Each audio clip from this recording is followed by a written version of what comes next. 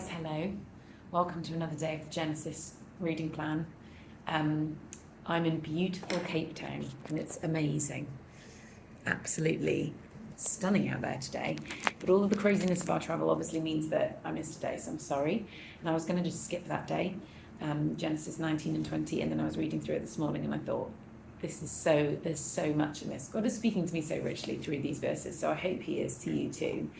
And I just thought, instead of skipping this day, I'm going to just do a real quick one. So real quick thoughts on Genesis 19 and 20. So wild times in Sodom.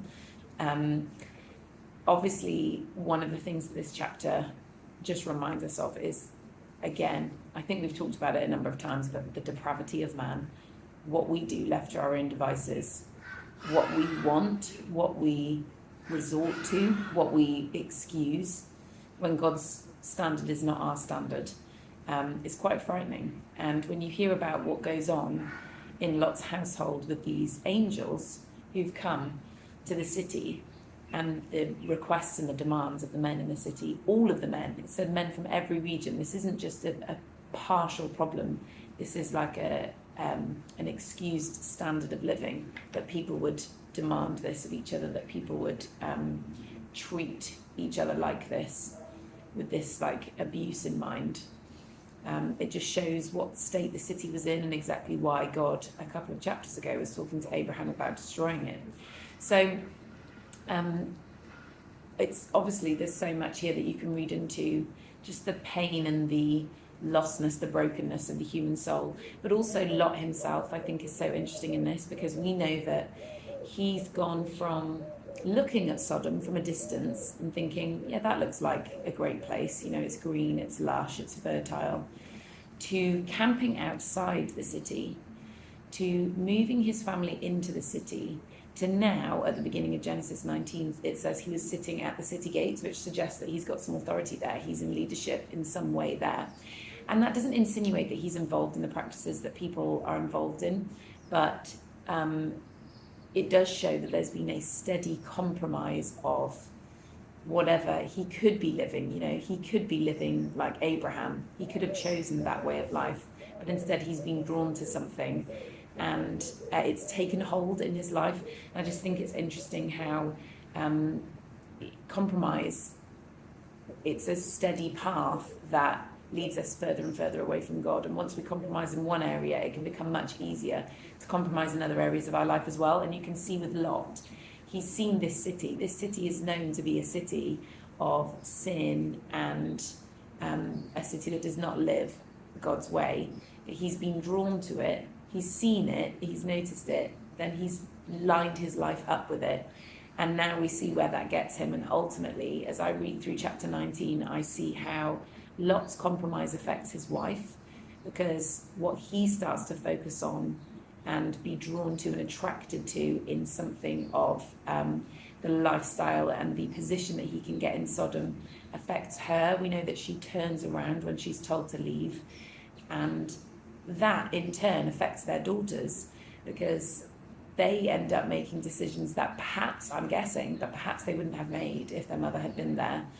And there's just this steady compromise that erodes their family, erodes righteousness. And we have to be so careful what we're looking at, what we're desiring, what we're focusing on, because it will lead us away from God ultimately. And that's exactly what happens to Lot. So it's sad to see it.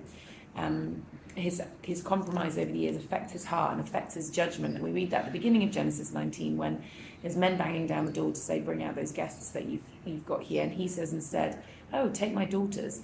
You know, it's just such a broken solution to a broken problem.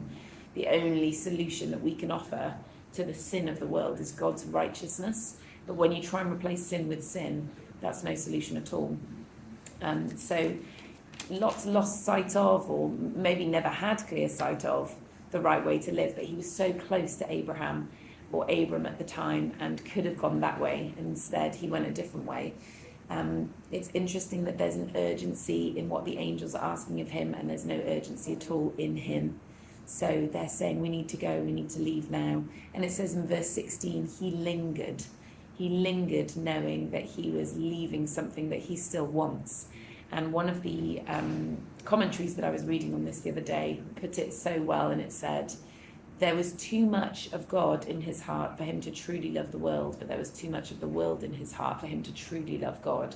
And so when a man of God or an angel of God said, we need to go, he's still got a dilemma between what his flesh wants and what he needs to do to save his life.